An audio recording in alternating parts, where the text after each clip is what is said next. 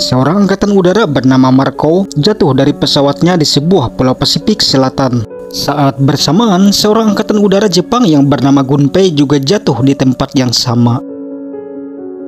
Sebagai pihak berperang, maka mereka mencoba saling bunuh. Karena pelurunya habis, Marco pun berlari masuk ke hutan. Dengan cepat Gunpei mengejar Marco yang kemudian terhenti pada sebuah lembah. Marlow tak punya pilihan lain selain menghadapi Gunpei yang menggunakan pedang. Hingga tiba-tiba saja perkelahian pun terhenti oleh adanya makhluk besar yang disebut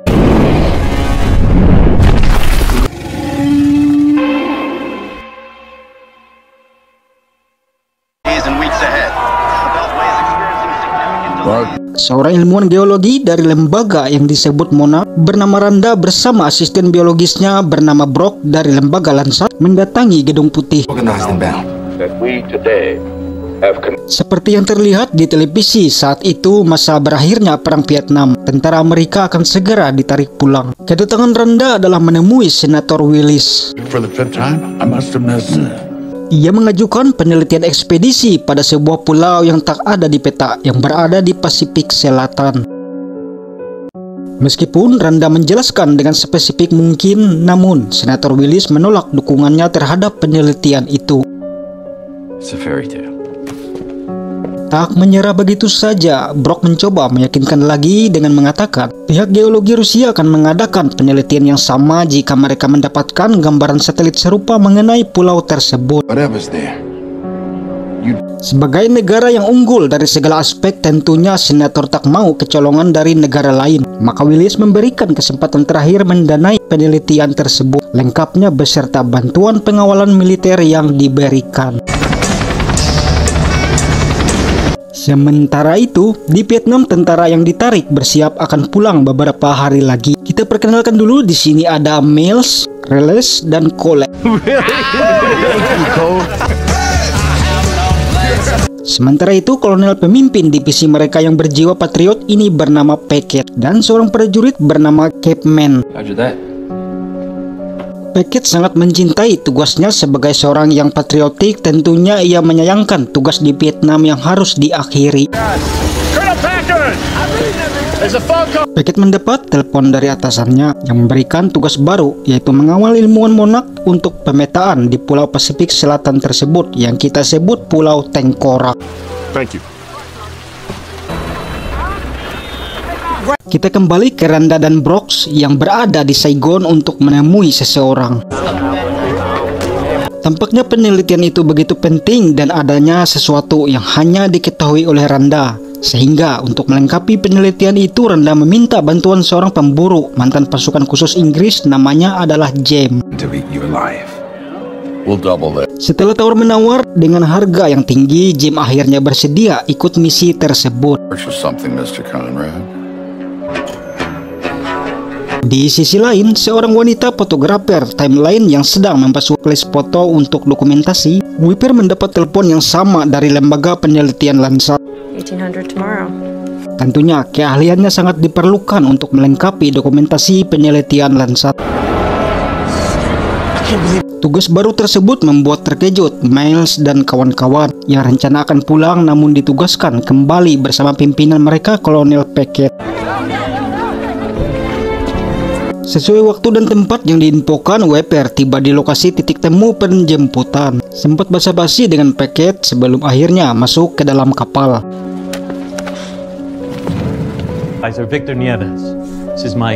Di dalam kapal, semua yang terlibat sudah berkumpul. Kemudian pengawas lapangan Landsat yang bernama Victor menjelaskan rencana misi yang akan dilakukan terkait Pulau Pasifik tersebut.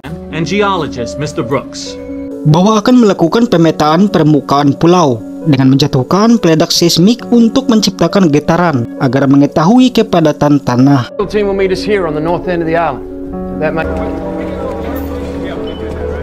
Saat berjalan-jalan di kapal mengisi waktu, James bertemu dengan Wipper yang kebetulan sama-sama melihat bahan peledak seismik yang akan digunakan. Melihat banyaknya bahan peledak, mereka merasa ada yang tidak beres karena dinilai sepertinya sangatlah berlebihan. I'm decommissioned. Seperti halnya Capman yang mengisi waktu dengan menuliskan surat untuk putranya yang bernama Billy. Willy sangat akrab dengan Capman, terlihat dengan kebersamaan mereka.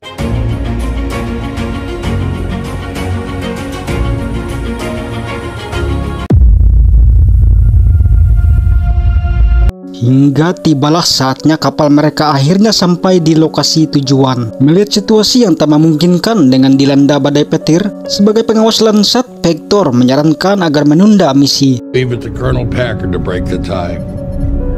Namun Randa dan Packard yang sangat bersemangat tak ingin menunda momen tersebut. Akhirnya mereka pun berangkat dengan puluhan helikopter yang berisi kru dan bahan peledak seismik. Check. Generator start. Check.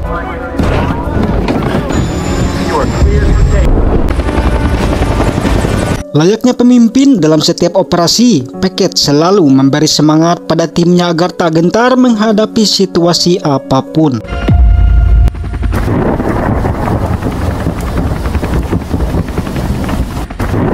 Father, so they gave us clean.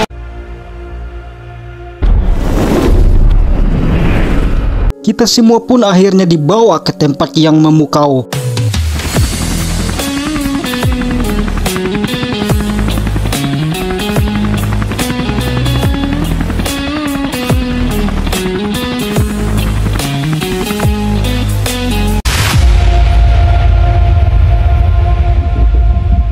Sesuai arahan, semua kru menjalankan tugasnya masing-masing.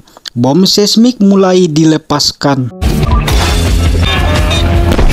Mereka menikmati sekali pekerjaan tersebut hingga tak menyadari bahaya yang terjadi.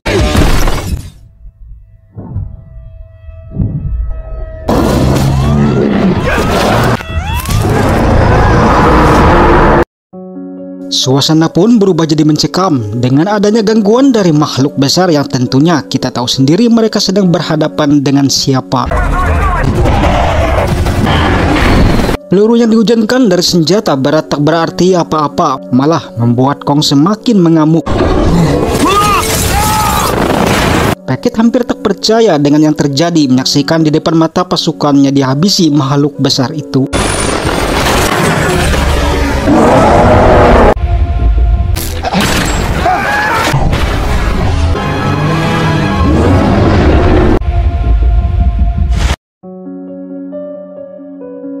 Akibat serangan itu, tim yang masih hidup tersisa menjadi terpisah dalam beberapa mil. Tim James berupaya menuju tempat titik penjemputan agar bisa menghubungi kapal. All that money that they paid you? Fox, Chapman. Sementara itu, Capman terpisah seorang diri dari tim James dan Packard. Melalui radio, Packard akan mendatangi keberadaan Capman terakhir berada sebelum komunikasi radio terganggu akhirnya terputus.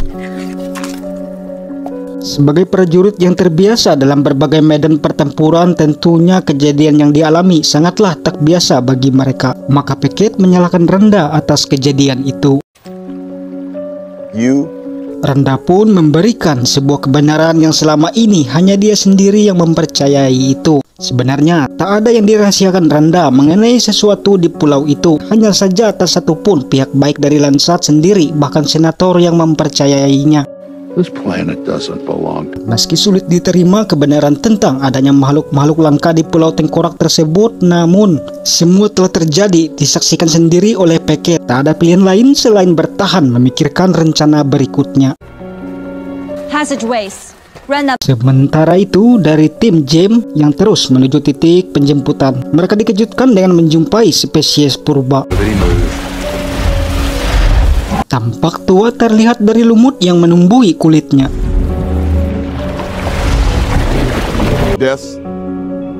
Tim Packard terus berjalan menuju keberadaan terakhir Pac-Man. James dan rombongan menemukan sebuah tempat dan ketika mereka memeriksa tempat itu, tiba-tiba saja sebelum terjadi hal yang tak diinginkan, beruntung seorang yang tampak berbeda dari orang-orang tersebut menenangkan keadaan. 28 years, 11 months. Dia tak lain adalah Marco yang di awal cerita yang terjatuh di pulau ini 26 tahun yang lalu. Marco mengatakan sudah 8 percobaan berusaha keluar dari pulau itu namun tak berhasil hingga tim James yang menemukannya.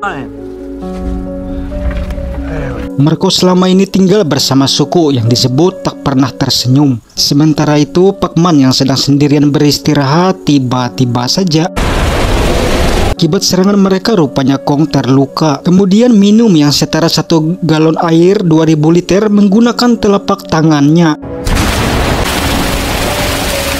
Dan untuk makanan ia memakan gurita raksasa yang hidup di sungai itu. Setelah mereka berada di pemukiman suku tak pernah tersenyum tersebut, di sini Marco menceritakan kebenaran mengenai makhluk di pulau itu. Bahwa Kong adalah ras tertua penghuni pulau ini. Kong bahkan disebut dewa pelindung oleh suku tersebut, karena selama ada Kong maka pulau tetap aman dari makhluk buas yang menyerupai kadal raksasa. One day, the damnedest thing. Kadal raksasa itu adalah musuh bebuyutan ras Kong. Dahulu kala Kong berkelompok dalam jumlah banyak, namun semua binasa diserang oleh kadal tersebut hingga menyisakan Kong sekarang sebagai pelindung pulau, dan kadal itu bersembunyi di dalam tanah di bawah pulau. Ledakan yang dibuat oleh monark membuat kadal itu terbangun dan memancing makhluk buas itu berkemungkinan muncul ke permukaan. Lucky he's out there too, or you wouldn't have made it this far. Itulah yang membuat Kong marah dan menyerang tim monark. Berkat Kong juga Marlowe dan Gunpei menjadi sahabat hingga akhir sebelum Gunpei tewas oleh kadal tersebut. Listen, there's a refuel. Kesimpulannya saat ini bukan Kong yang harus mereka khawatirkan, akan tetapi bahaya dari kadal buas itu yang akan muncul ke permukaan dari dalam tanah. Rencana mereka akan melanjutkan perjalanan menuju titik jemput. Marco pun memperkenalkan sebuah bot yang dirakit dari bahan dan mesin pesawat tempurnya itu. Maka mereka harus berusaha memperbaiki mesin itu agar bisa dijalankan. Saat Wiper mendokumentasikan suku yang tak pernah tersenyum itu, tiba-tiba saja ia mendengar suara hewan mengerang. Karena kasihan, ia pun mencoba membantu, namun usahanya sia-sia hingga Wiper menyadari kebenaran akan perkataan Marco. Paket melihat jejak Kong dan menyadari hewan itu terluka, artinya bisa dikalahkan. Paket berencana akan membalas dendam kepada Kong atas prajuritnya yang telah gugur. Sebagai orang yang lama terperangkap di pulau itu, Marco tentunya antusias mendengarkan kabar-kabar terbaru yang terjadi di luar sana. Detroit. Okay. Chapman yang mulai putus asa belum juga bertemu seorang pun dari tim, hanya bisa bergumam sambil ditemani surat untuk putranya Billy yang belum sempat dikirim. Seperti kutu air yang sering kita jumpai di sungai, dan tiba-tiba saja saat beristirahat menikmati aurora peristiwa alam, Wiper mengalami kendala dengan pencahayaan kameranya. Jim kemudian memberikan pemetik apinya untuk membantu hal itu. Randa menyadari rencana Packet yang sebenarnya. Menurutnya itu membahayakan tim dengan kembali ke tempat jatuhnya pesawat untuk mengambil bahan peledak yang tersisa. Namun Packet tetap pada tekadnya tersebut.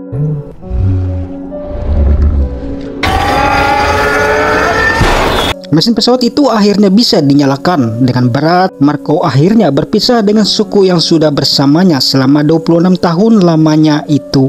Thank you. Dengan perlahan bot rakitan membawa mereka menuju arah penjemputan. Di sini Marco menceritakan bahwa ia memiliki istri yang ia tinggalkan berperang dalam keadaan hamil. Karena sudah sangat lama sekali, Marco tak berharap bisa bersama lagi. Namun setidaknya ia berharap bisa melihat istrinya lagi dan mengetahui anak mereka telah tumbuh besar. Kemudian radio berbunyi. Mereka senang mengetahui keberadaan Packet dan rombongan. Maka mereka bergegas menjemput. Yang sangat disayangkan, Victor tak bernasib baik. Akhirnya mereka yang selamat tersisa akhirnya berkumpul kembali, dan Marco pun memperkenalkan diri. Namun kegembiraan berubah setelah tahu rencana Packet akan mencari Pacman. Still got a man out there, Conrad. Maka keberangkatan akhirnya ditunda. Mereka menemukan tumpukan belulang Kong. Maka tidak heran pulau itu dinamakan Pulau Tengkorak, dan tempat yang mereka lalui ternyata dipenuhi gas. Akibat ledakan itu memancing makhluk kadal keluar, dan hal ini pun terjadi. Jim akhirnya tahu bahwa Pacman tak selamat dengan melihat kalung tersebut. Sementara Randa, suasana mendebarkan diiringi kamera foto yang masih aktif dengan sendirinya.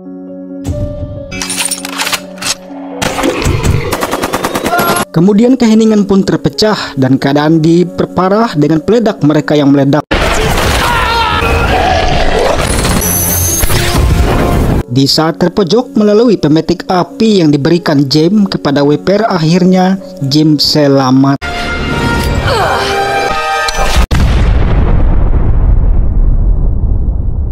Setelah peristiwa itu terjadi perdebatan antara mereka, terlebih diketahui ternyata Capman sudah tewas. Akhirnya mereka mengetahui rencana Packet yang ingin memburu Kong. Tentu hal itu ditentang oleh Marco yang lebih mengetahui kenyataan sebenarnya di pulau itu. Tak ingin suasana terus menegang, James dengan bijak mengambil keputusan. Maka James mengamankan sipil terlebih dahulu sebelum kembali membantu Packet. Dan Will akhirnya menemukan surat Pacman untuk putranya tersebut. Singkat cerita, Packet dan tim telah tiba di lokasi pesawat jatuh. Dengan bahan peledak yang ada, mereka pun membuat taktik. Sementara itu, Weeper dan Jim tampak kesulitan menemukan letak bot yang mereka tambatkan sebelumnya. Hingga tiba-tiba saja berdasarkan keyakinannya dengan berani Weeper mendekati Kong. Tersirat bahwa Kong sama sekali tak berniat menyakiti makhluk hidup yang tak mengancamnya. Suasana berubah dengan ledakan yang dilakukan tim Packet.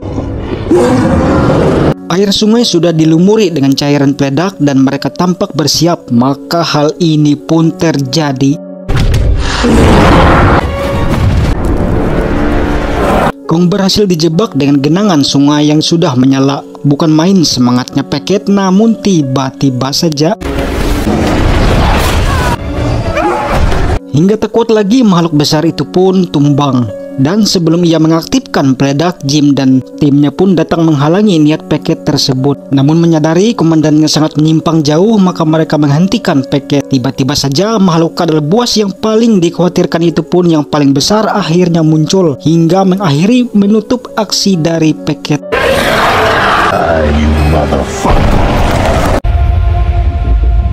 Brock dan asistennya akhirnya menemukan bot dan akan segera menjemput tim yang berpisah di belakang. Agar mudah ditemukan oleh Brock, Weeper harus menembakkan suar dari atas bukit. Sementara James akan mengalihkan perhatian makhluk itu. Namun Cole yang sudah muak dengan semua kejadian akhirnya mengambil keputusan yang sulit. Namun makhluk itu lebih pintar dari dugaan. Dan tiba-tiba saja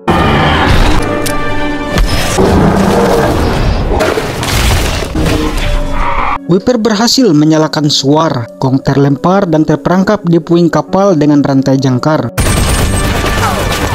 Brock akhirnya menemukan mereka dan dengan senjata bekas pesawat tempur terus menghujani makhluk itu. Kong yang perkasa akhirnya mampu melepaskan diri dan kemudian